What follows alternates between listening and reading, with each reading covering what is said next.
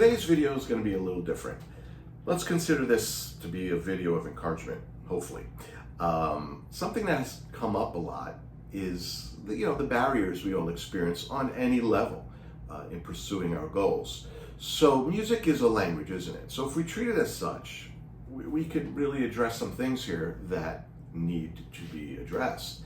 So let's say if you're having a speech issue, you're not going to be able to speak fluently, right? So we work on that. You have speech therapy, etc. Perhaps pronunciation of words, which would go into that category. Anyway, music would work the same way, I think, anyway. So for example, like some beginners, keep in mind everything that we're saying here works on any level. So let's take it from a beginner standpoint. So changing from chords, right, chord to chord.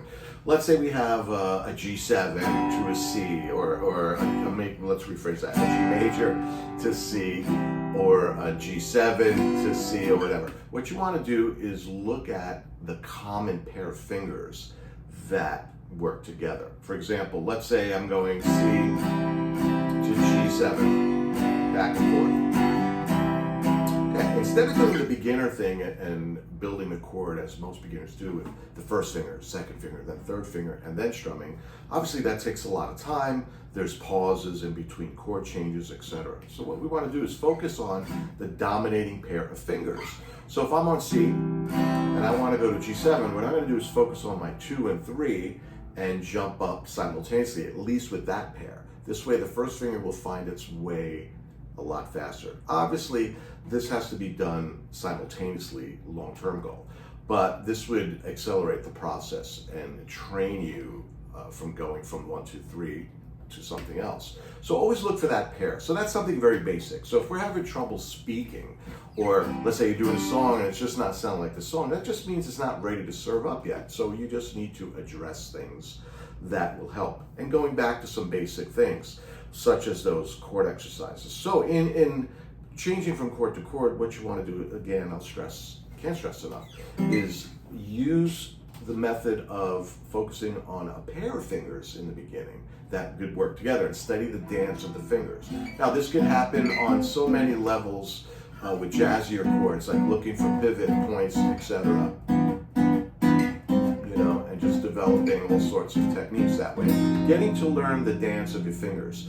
Minimal movement is the goal. So that's what we want to address. Again, the encouragement part is really, a lot of things can be fixed with just a little bit of attention. So if you're having some frustration going through your songs, etc., go back to these simple little exercises and reevaluate where you really are. It could be as simple as just a pair of fingers moving together, things like that. So reevaluate where you are. Stay encouraged to have a breakthrough you must go through, so remember that.